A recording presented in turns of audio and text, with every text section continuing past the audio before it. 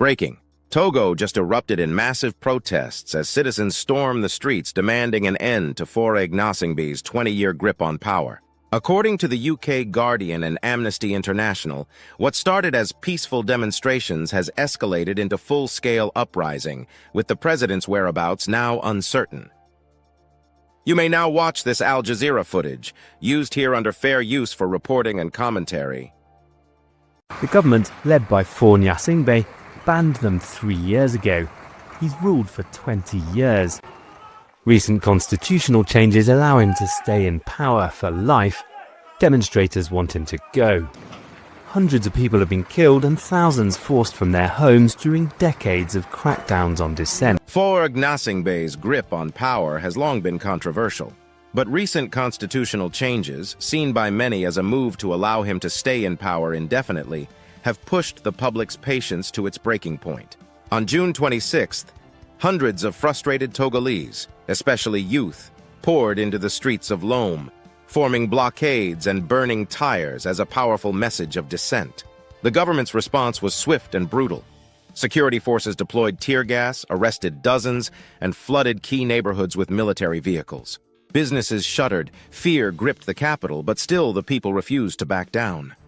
Here's what makes this uprising different. This wasn't spontaneous. Civil society groups like Hands Off My Constitution orchestrated nationwide protests from June 26th to 28, calling it a fight against a constitutional coup. The president's recent swearing in as head of the Council of Ministers has only amplified fears that Togo's fragile democracy is being systematically destroyed. Amnesty International has raised serious concerns about the government's crackdown on dissent. Demonstrations have been officially banned since a deadly 2022 attack, but the people's frustration continues to explode. For many young Togolese, these protests represent more than political reform. They're a desperate fight for survival against rising unemployment and crushing poverty. As Kossi Albert, a young protester, put it, "We're hungry."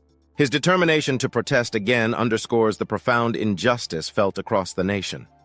The demands are crystal clear. Release all political prisoners, address skyrocketing living costs, and restore basic rights to peaceful assembly and free expression. Yet instead of dialogue, the government chose repression, deploying military vehicles and police to crush any sign of resistance.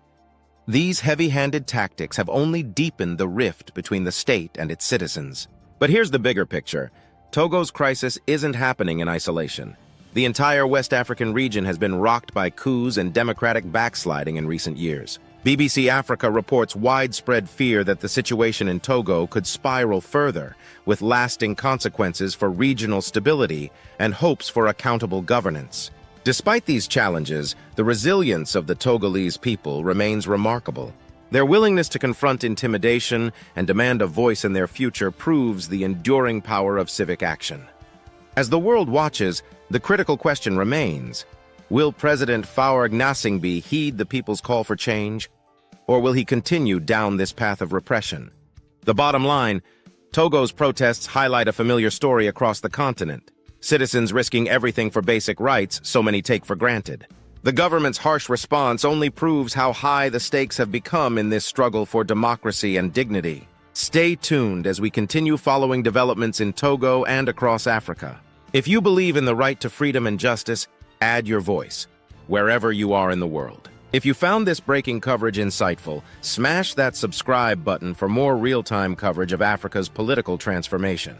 Which African leader or political situation should we investigate next?